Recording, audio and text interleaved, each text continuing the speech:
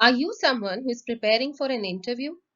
Do you want to know the secret of cracking the interview to get your dream job or an admission to your dream institution? Then please listen to this video till the end to know what actually is an interviewer looking for in the candidate to hire him. In the end of the video, we will also be sharing some quick checks that you should be doing before going for the interview and also the list of the most commonly asked questions in the interview. Hello everyone. Welcome to our channel Rise and Shine, where you get all answers to transform your life for the better. Please subscribe to our channel by clicking subscribe button below and press the bell icon to get the recent updates from our channel. On your request to learn more on how to crack an interview and to know how to be the best fit or the most suitable candidate for the interviewer, here we are presenting today's video on what is the interviewer actually looking for to hire you. In this video, we will cover the below topics today. What are the main things the interviewer is looking for? How to become the most suitable choice for the interviewer? Checklist before going for the interview, and the most common questions asked in the interview. Now let's start with the first agenda item, which is what are the main things the interviewer is looking for. When the interviewer evaluates a candidate for a specific role, he/she broadly looks to answer 5 main questions for each candidate. These are: will the candidate be able to do the job per the expected level? Now, this point majorly caters to the hard skills we possess, which include the education qualification and other certifications we may have. For example, an entry-level job of an analyst would be doable by a graduate fresher, but for a role of a manager, minimum required qualification would be an MBA or an equivalent master's degree. Next point is the candidate self-motivated to do the job or will need to be pushed from time to time. Under this point comes the overall attitude of the candidate, including majorly the level of self-confidence and motivation of the candidate. It is obviously preferred to be high on self-confidence so that the seniors do not have to keep hand-holding the person for long. In case the senior has to do that hand-holding, they consider the candidate to be a high-maintenance candidate, which is usually not preferred to be hired. Now, these are evaluated majorly based on our soft skills, our style of communication, our body language, the way we talk, the way we sit, the way we walk, and even the way we dress up. You can also listen to our video on communication and personality development to get tips for these. I've left the links to these videos in the comment box below for your reference. Moving to the next question, which is how interested is the candidate in learning new skills? In this point, the interviewer tries to understand how open is the candidate to learn new skills. With time and new projects or softwares, etc. coming in, the role might demand the candidate to keep learning new skills and evolving with time. The companies obviously prefer candidates who feel that learning should be an ongoing process, irrespective of the level of job and experience you have. Moving to the next question, which is the candidate coachable? Now, this is one of the most important points as the interviewer needs to evaluate how coachable is the candidate. When we join a new company, we are supported by a coach who guides and trains us to achieve a specific professional goal. Now, if we are not passionate enough or ambitious enough, then that implies that it will be very difficult and time consuming to coach us, which is obviously not preferred by the interviewer or the company hiring you. Moving to the last point, which is, are they a fit for your team culture? As part of this point, the interviewer has to assess if the candidate will fit into the overall culture of the company. Every company has a set of certain values which define its culture. You can read more about these on the company's website before going for the interview. You don't necessarily have to be the exact fit, but you should have a unique perspective that can help the team grow in the same direction as the company's requirement of the culture and value fit. Next item on the agenda is how to become the most suitable choice for the interviewer. A very, very important thing for the interviewer to be sure of before selecting you is that after speaking or meeting you, would they like to work with you on a daily basis or not? We just need to ensure that the answer to this question is yes for the interviewer.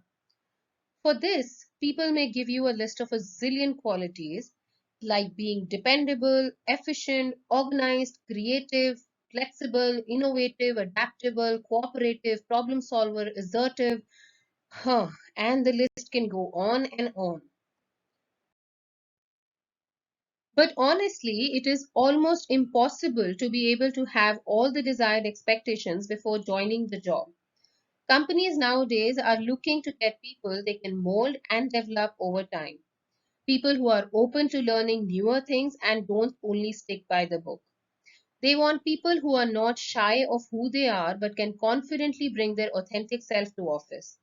So what if you are not good at speaking English? Trust yourself and be open to learning it. Then no one will be able to stop you from growing. Be courageous to question others' viewpoint and not just be a blind follower to the herd. But at the same time, you need to be respectful of others' perspectives and accept them if they are more logical or beneficial to the company than yours. You should be able to see the bigger picture and not just be the frog in the well. You need to not only know about the company, but also its complete SWOT and competitor analysis. You need to know what the competitors are doing better and how the company can catch up or even better, beat them. One should not sound rigid or pessimistic and should always be open to change and to, I would say, upgrade with time. You should obviously be meeting the minimum qualifications required for the job, be it graduation, post graduation, or just high school. But in addition to the IQ level check, another very important check nowadays is the EQ or the emotional quotient, which is checked by the companies. EQ is basically your ability to operate within a social or a team setting. Being a team player and being empathetic tells how well you will be able to function with your colleagues and your clients. Next is having a positive attitude and self confidence.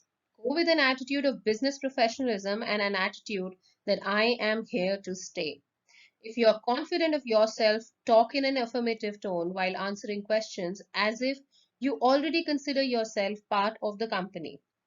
This will give signals to the interviewer of your soft skills, and he would feel convinced that you will be a good fit to the role and the company.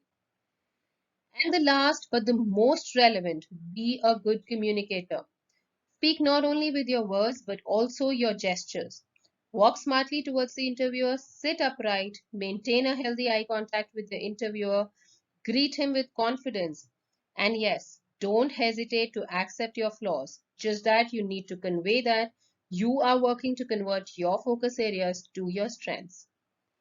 I would suggest, if you have already not done it, do have a look at our personality development series of videos for your overall growth, including the tips for enhancing your personality as a whole, focusing on the 5 most important elements of personality development, which are communication, emotional quotient, body language and power dressing, self confidence, and time management. For those who have not seen them as yet, I have left the links in the comment section below. Now, here is a checklist for you to tick before going for the interview. These are very basic things to be done, but are extremely critical to ensure your success in the interview. The first is carry at least 2 copies of your resume. Please ensure that your resume is properly formatted and is pinned properly. We will shortly be sharing another video on tips to write the most effective and crisp resume to get shortlisted. The resume copies should be kept neatly pinned in a plastic transparent folder. Next is power dressing. Your clothes should be color coordinated, properly ironed, and formal or smart casuals based on the culture of the company you're going to for the interview. Next is that you have read the job description properly and have aligned answers to convey application of your experience or qualifications to the open role. You must have seen the company website at a broad level and done an overview read of the company, their products, services, values, and overall culture. Next is revise the answers to the list of the most commonly asked questions we have shared with you. Watch out for our upcoming video on the answers to all these questions. Be at the interview venue before time, and most importantly, wear a confident smile on your face. Now moving to the last section of the video where we will share the list of the most commonly asked questions in the interview. These have been listed here for your reference. The first question is, tell me something about yourself. Next is, where do you see yourself in the next 5 years? Why should we hire you, or what makes you so suitable for the role?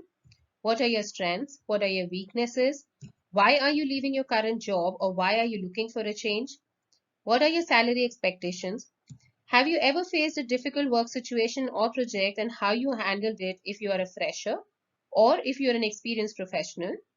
And last is, what are your goals for the future? As a follow-up to this video, we will also be sharing the detailed answers to the above standard questions, which are usually asked by the interviewer with sample answers along with it. Also look out for a detailed video on body language and power dressing as part of the personality development series. I have left the links to our other videos in the comments box below, where you can learn quick tips to improve your personality and communication skills. You just need to bring out your go-getter attitude, and then you will be unstoppable. So never stop learning, and my best wishes are with you for cracking that very next interview you are going to give. Keep watching our videos and do share your experiences and thoughts with us in the comment section below. If you like this video, please like and subscribe to our channel Rise and Shine. You can also leave your questions, comments, or any topics you would like to hear from us in the comment section below, or can send us to on WhatsApp, and we will be happy to address them in our upcoming videos. Till then, stay good, stay safe.